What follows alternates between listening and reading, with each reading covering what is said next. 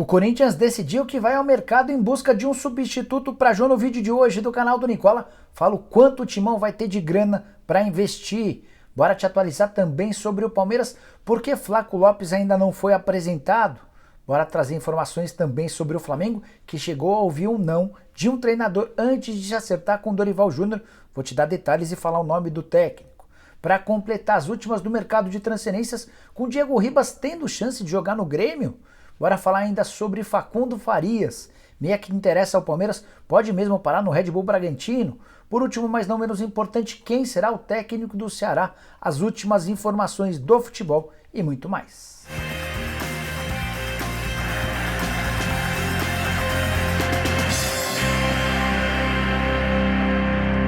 Fala aí pessoal, sou Jorge Nicola, bem-vindos a mais um vídeo do canal, sempre bom ter vocês por aqui. Antes de mais nada, deixa eu só me apresentar, jornalista esportivo, 41 anos de idade, trabalhando no meio desde 2000 e a missão por aqui é deixar você bem informado sobre as coisas do seu time do coração para não perder nada.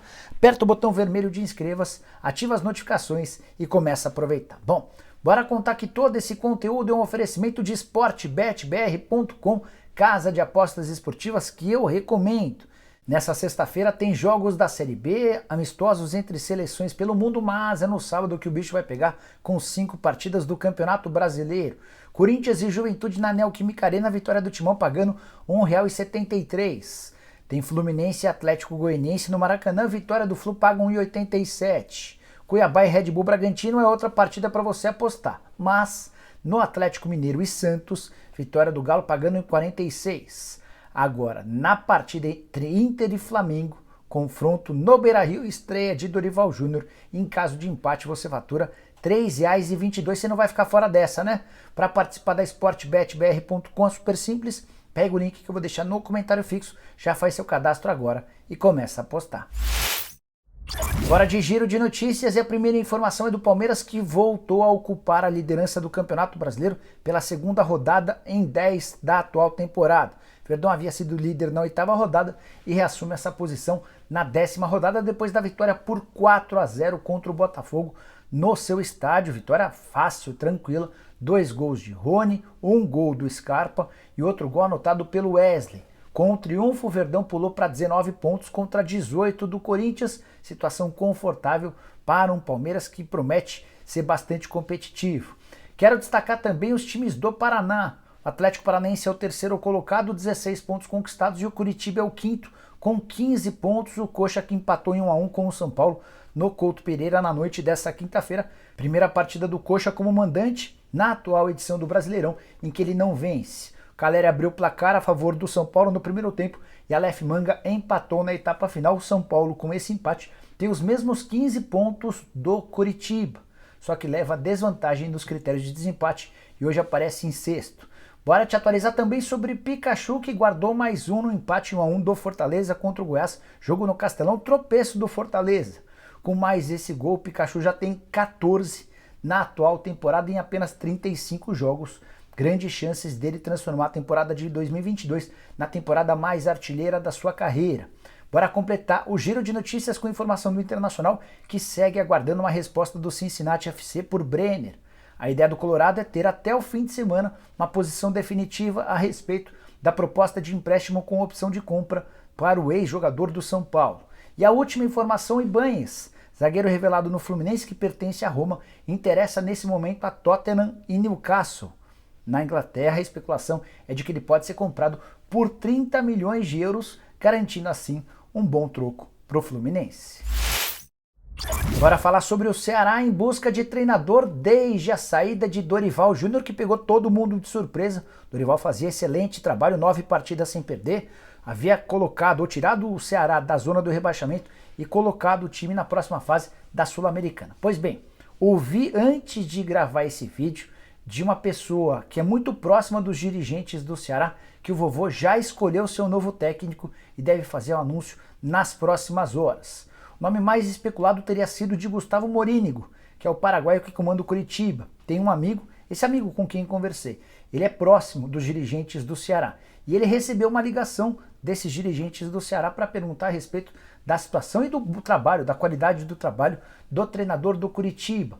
O grande lance que joga a favor do Coxa nessa parada é que Morínigo nunca rompeu um contrato desde que se tornou treinador. Ele tem vínculo com o Curitiba até dezembro e o Coxa já deixou bem claro que tem a intenção de prorrogar esse contrato por mais uma temporada. Morínigo, que é o terceiro técnico mais longevo no futebol brasileiro, só atrás de Maurício Barbieri do Red Bull Bragantino e de Abel Ferreira no Palmeiras. Outros nomes especulados para o Ceará, tem alguns nomes que surgiram, mas até esse momento nada muito concreto. Agora falar sobre Facundo Farias, meio atacante de apenas 19 anos de idade, tratado como uma das joias do futebol argentino. Ele pertence ao Colón e interessa ao Palmeiras. Embora o André Curi, que representa o Facundo Farias em território brasileiro, já tenha colocado a negociação como praticamente descartada, o Palmeiras alega não ter interesse em gastar entre 8 e 10 milhões de dólares. Nessa quinta-feira, César Luiz Merlo, jornalista que cobre o mercado do futebol na Argentina, afirmou que o Red Bull Bragantino ofereceu 11 milhões de dólares ou mais de 55 milhões de reais para levar o Facundo Farias. Essa grana também incluiria bônus por performance. Entrei em contato com o dirigente do Red Bull Bragantino para saber se de fato essa proposta foi feita. Seria de longe a maior contratação da história do clube de Bragança Paulista. A resposta foi a seguinte: jamais faríamos uma operação desse tamanho, pelo menos não nesse momento. É um jogador interessante, mas não chegaria nem perto de um transfer desses, fecha aspas. Facundo Farias está avaliado pelo próprio Colón como algo na casa de 8 a 10 milhões de dólares. E hoje, o caminho mais natural para ele parece ser o Porto, clube português que tem uma condição financeira boa e que já identificou no atleta alguém com muito talento. E que história é essa de que Diego Ribas pode trocar o Flamengo pelo Grêmio? Notícia que circulou nos últimos dias nas redes sociais e fez muito torcedor tricolor se encher de esperança. O que eu fiz? Entrei em contato com o seu Djair Ribas, que é pai e representante do Diego, para saber se existe alguma negociação. Primeira pergunta que eu fiz para o seu Djair foi: teve proposta? Resposta foi, abre aspas, não, nada. Estou sabendo agora por você. Eu havia procurado o seu Djair Ribas no início da tarde dessa quinta-feira. Depois perguntei ao pai do Diego Ribas se ele cogita ir para o Grêmio. A resposta do seu Djair foi a seguinte, abre aspas, sempre cumprimos os contratos que fizemos, chance zero dele sair, fecha aspas. Vale lembrar que o Diego tem contrato com o Flamengo até 31 de dezembro desse ano e precisou, nas últimas 3 renovações de contrato, baixar seu salário. Ele já ganhou 700 mil mensais, hoje fatura na casa dos 500 mil. Só uma outra curiosidade, com a mudança no comando técnico, daqui a pouco eu falo sobre Dorival Júnior, o Diego também se enche de esperança na tentativa de ter mais chances. Antes de mudar de assunto, só mais um tema importante no Grêmio. Marcelo Salzano, que é dono de um canal aqui no YouTube, afirmou que Lucas Leiva vai receber cerca de 350 mil reais por mês em seu primeiro ano de contrato com o Grêmio. Com o tricolor voltando à primeira divisão, ele passa a ter salários maiores. A ideia entre as partes é que esse contrato tenha 3 anos e meio de duração. Quero falar agora sobre o Flamengo, que ouviu um não antes do acerto com Dorival Júnior. O plano A rubro-negro era Cuca. Depois da derrota pro Fortaleza no Maracanã durante o fim de semana, o dirigente do Flamengo entrou em contato com o Cuca por telefone para fazer uma proposta oficial. Desde então, o Flamengo já havia tomado a decisão de que não ficaria com o Paulo Souza, só queria encontrar um substituto antes de comunicar de forma oficial o desligamento do técnico português. Cuca agradeceu o convite, mas afirmou que não poderia deixar um projeto pessoal dele. Cuca está criando um time de futebol com o objetivo de fundos sociais, mas também de descobrir atletas com talento em Curitiba. Ele entende que se ausentar nesse momento do projeto, isso vai causar um enorme prejuízo. Vale lembrar também que o Cuca já havia prometido para os dirigentes do Galo, quando deixou o Atlético, que não trabalharia em um clube brasileiro na temporada de 2022. Na resposta aos dirigentes do Fla, o Cuca chegou a dizer que estava estudando bastante as seleções pelo mundo e que tinha um compromisso de assistir a Copa do Catar em loco. Só para completar, outra coisa importante agora sobre Dorival Júnior, novo comandante do Flamengo. O anúncio oficial vai acontecer nas próximas horas. Dorival assina até dezembro desse ano, vai custar 450 mil reais. Esse é o valor da multa que o Fla vai pagar ao Ceará pela rescisão do contrato. Dorival vai ter direito a 2 auxiliares e foi pedido por jogadores do Flamengo, e entre eles Gabigol e Bruno Henrique, que chegaram a telefonar pro treinador do Ceará para falar que ele seria muito bem recebido. Bora falar agora sobre Palmeiras, mais especificamente sobre José Manuel Lopes, ou Flaco Lopes, centroavante de 21 anos de idade, contratado do Lanús. A grande pergunta do torcedor palmeirense durante toda a live dessa quinta-feira foi o porquê de o Palmeiras ainda não ter anunciado a chegada do jogador. Existe chance de melar? Repassei essa pergunta para um dirigente alviverde, até porque de fato a história está estranha. O atacante desembarcou em São Paulo na segunda, passou por exames médicos na terça e na quarta. O próprio Palmeiras assegurou que com os exames está tudo ok. Então por que tanta demora se a gente já está chegando na sexta-feira? Ouvi desse dirigente o seguinte, abre aspas, agora é questão de tempo, pois a operação é complexa. Ainda há burocracias para resolver. Agora a parte mais importante, mas a torcida não precisa se preocupar, fecha aspas. Esse dirigente dá a entender que assim que essas burocracias forem solucionadas, haverá o anúncio. O jogador será do Palmeiras, não há mais chance de reversão do negócio.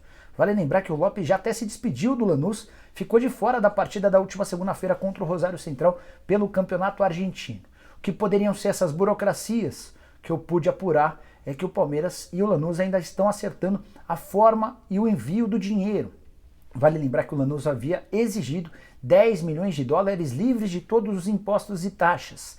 Até por isso a operação total vai custar bem mais alto ao Palmeiras, algo na casa de 14 milhões e 300 mil reais. 25% de impostos na Argentina, mais 18% da taxa de envio do dinheiro do Brasil para Buenos Aires. Ah, ficou faltando só uma informação importante do Palmeiras, muita gente também com curiosidade do porquê o Abel Ferreira, na entrevista coletiva pós-vitória contra o Botafogo, ter citado o novo diretor esportivo do PSG, o Luiz Campos. Teve até quem imaginasse que o Abel pudesse estar cavando uma vaga no PSG, não tem absolutamente nada a ver. É que o Luiz Campos, o português, que vai substituir o Leonardo no PSG, é um cara muito importante na carreira de técnico do Abel e ele fez questão de reconhecer toda a ajuda que recebeu do Luiz nos primeiros momentos em que resolveu se tornar treinador. Bora falar sobre o Corinthians e os desdobramentos da saída do Jô. Dá para cravar que o Timão vai ao mercado em busca de um outro centroavante. Até porque a compreensão é de que é impossível terminar a temporada disputando títulos contando apenas com Júnior Moraes para a função. O próprio Duílio Monteiro Alves, em entrevista nessa semana, já havia assegurado que se atletas saíssem, haveria reposição. A ideia é que os reforços cheguem sem custo para a aquisição dos direitos econômicos e com salários compatíveis a dos jogadores que eles vão ocupar o lugar. Então, o Corinthians tem nesse momento cerca de 535 mil reais em salários por mês para contratar um atacante para o lugar do Jô. O Jô faturava algo na casa dos 600 mil mensais. Boa parte dessa grana não vai ser mais pago. O que o Corinthians tem de obrigação com o Jô são 66 mil reais mensais de uma dívida que o clube tinha da segunda passagem do Jô no Parque São Jorge. Ou seja, restam 534 mil reais para ser mais preciso. Bom dinheiro. Certamente dá para contratar vários atacantes importantes. Não atletas como Diego Costa, como Soares e como Cavani. Esses jogadores têm certamente pedidas salariais bem mais altas. A partir de agora, com a ajuda do Vitor Pereira, o Corinthians se debruça nas possibilidades. Estupiñán, atacante colombiano que fez sucesso no Vitória de Guimarães, é uma alternativa, embora ele já tenha várias propostas e está deixando o clube português com quem ele tem contrato somente até 30 de junho. É importante lembrar também que, independentemente de quem for contratado, o Corinthians só vai poder contar com esse novo camisa 9 depois dos duelos contra o Santos e contra o Boca Juniors. Santos na Copa do Brasil, Boca Juniors na Libertadores, é que a janela de inscrições só reabre em 18 de julho. Bom, pessoal, eram essas as informações que eu queria dividir com vocês. Quem curtiu, deixa like. Se você ainda não é inscrito no canal, aperta o botãozinho vermelho de inscreva-se. Hoje tem mais um vídeo no fim da tarde e programa do Nicola a partir das 7 da noite. Abraço, tchau!